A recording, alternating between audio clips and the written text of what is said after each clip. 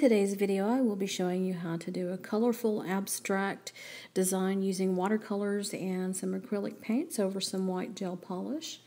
So you will need for this a white gel polish. I've done 2 coats of the IBD whipped cream on my swatch stick and have removed the sticky layer. For the watercolors, I just chose a purple, a blue, and a green from my 24 pack that I have. So whatever colors you would like to use, that's certainly up to you. And for the outline, I have used a black acrylic. The reason why I did use the acrylic instead of watercolor is the black watercolor tended to, the lines would not stay nice and crisp. They would start to blur and distort whenever I added the watered down colors to my areas. So to keep the lines nice and crisp and in place, that's the purpose of the black acrylic. You'll also need some water, and the brushes I've used are a number 2 watercolor brush. I got this from Hobby Lobby, about $4. And a number 12 detail brush. I got this from my local Texas Art Supply, and it is very, very fine. I wanted to keep those lines nice and thin in some areas on the design, so that's why we're using that one. If you start drawing out your design and you find that you don't like it with the acrylic, a super easy way to take it off is with non-acetone polish remover. That came in real handy for me when I was doing mine, since I'm a perfectionist, and if it didn't come out the way I wanted it, I'd just simply remove it. To seal your design, you will need a gel top coat. And I have already placed my watercolors in my palette along with my black. I have put a little bit of water into these. They're actually starting to dry up now, but we'll thin those out some more. And I have thinned out this black acrylic with some water as well. So let's get started. Alright, we're going to take our black acrylic, thinned out with some water.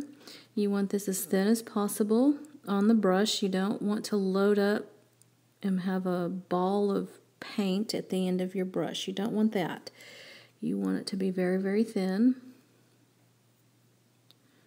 So kind of take it through it and then drag it out, turning the brush as you do, and that will get most of that paint off of there. And we'll go ahead and get started with our design. This is once again an abstract design. It's whatever you want it to be. It does not need to be just like mine.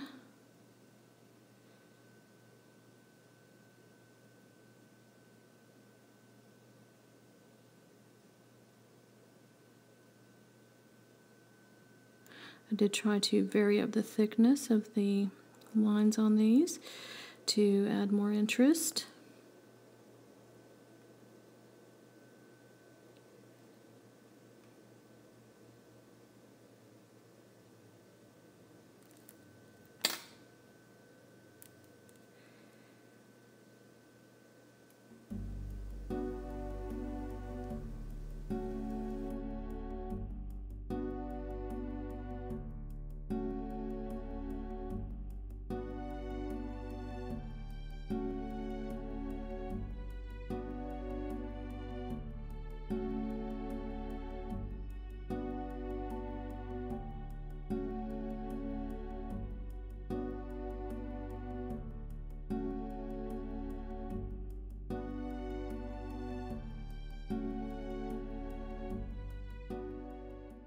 So once you get your design the way you like it, we're going to go ahead and let that acrylic dry, and we'll come back in with our watercolor.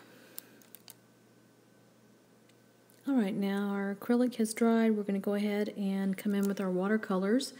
I'm going to take our watercolor brush. I'm going to dip it into the water.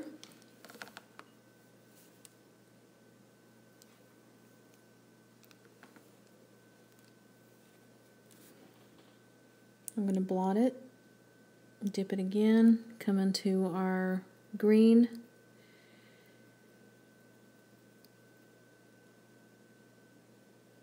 depending on how saturated you want your colors to look. You'll either add more or less water to your brush. Now, I'm going to come in and we're going to paint our green into our circle here. You don't want to go outside those black outlines. You just want to go up to them, but not over them. I'm going to take some more water. I'm going to rinse my brush. I'm going to rinse all the green out. I'm going to blot. I'm going to pick up a dot of water, place it into that green. I'm going to blot, touch. If you need to move it around a little bit, move it around. And then I'm going to blot. We want sort of a gradient effect here, so I'm going to take, that's what I was doing there with the water, just kind of taking away some of the more pigmented areas. So you're left with kind of a gradient area on your circle there. So I'm going to move on to the next color. I'm going to pick up some water, come into my purple.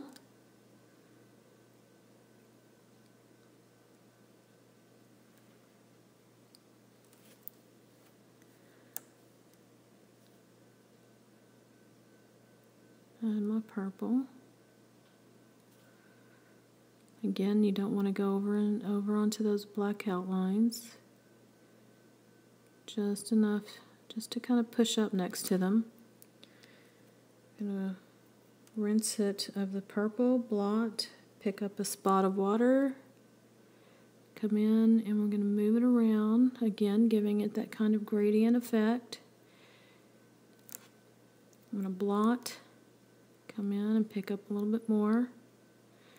You don't want a harsh line, kind of like that. So if you need to, pick up some more of your paint, come back in, get a spot of water,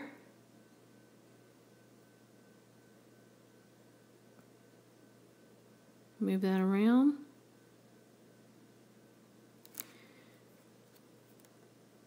and then start your blotting process over again.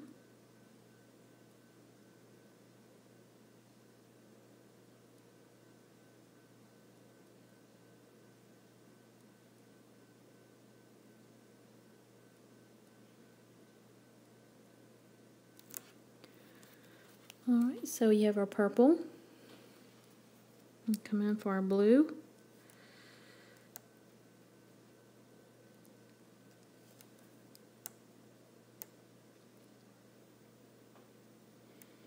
I'm going to do two areas of blue here. We'll do one here.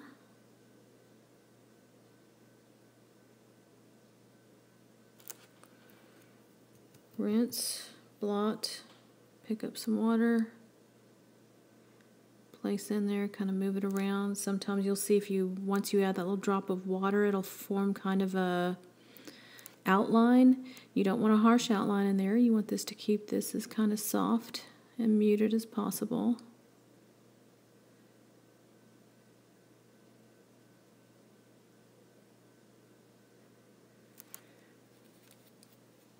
Okay. It's not quite the way I like it, so I'm going to come in and redo that one.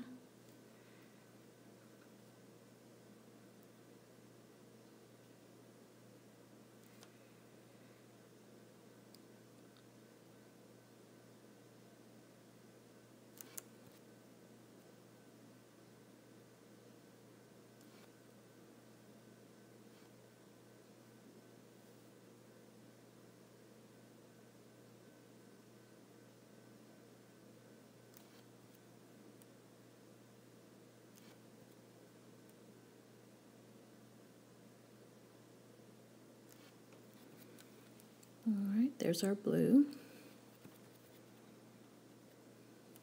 I'm going to add one more area of blue up there near the top.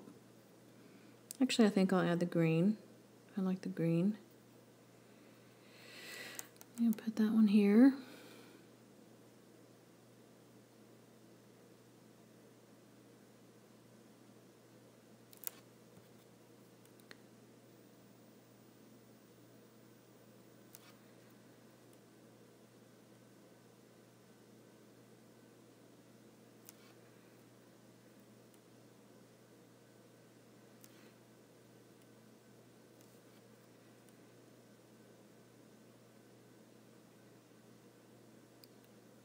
You don't want air bubbles, so try to get those out.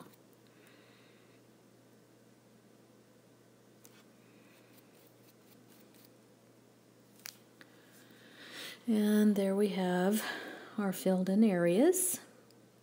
Now you want to make sure that you do let this completely dry, and learn from my mistake, because I did on one of my nails, I did not let apparently the water completely dry. I thought it was, but apparently it wasn't.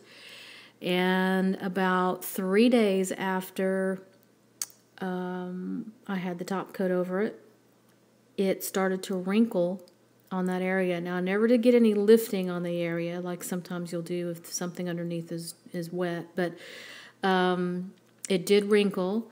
So once again, make sure that these are completely dry before you come in and add any top coat. So I'm going to let those dry, and then we're going to add in some fine line details in some of these other spots on the nail, and I'll be right back. Alright, so now we're ready to add some fine line details with our black acrylic. So once again, I'm going to pick up some of my, I'm going to thin this maybe a little bit more than what I had before. You want this to be relatively thin. You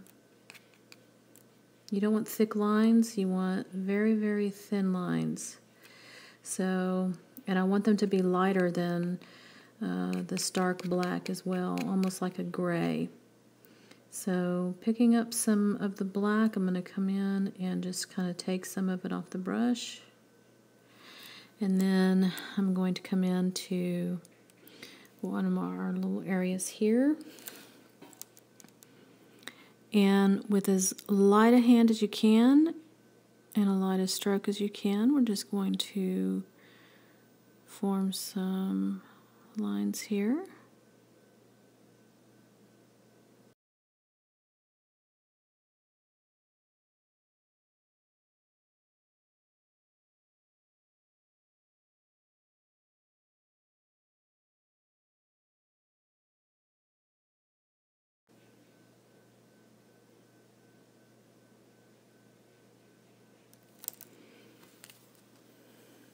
So there you have your filled in areas with those fine lines. Again, we'll let that acrylic go ahead and dry, and then we'll put a top coat over that, and we'll be right back.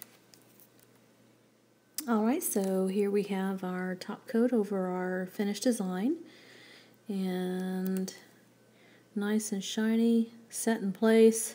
I would suggest doing 2 coats. Mine only had 1, and I did find a little bit of wearing away along the tips for the black outline and some of the watercolor. So I would suggest 2 coats if you're going to try this. So it does take a little bit of patience, a little bit of a fine hand on this as far as getting those lines nice and fine, but not too difficult. So I hope you have enjoyed the demonstration. If there are any comments or questions, go ahead and leave them down at the bottom for me, and I'll certainly answer them.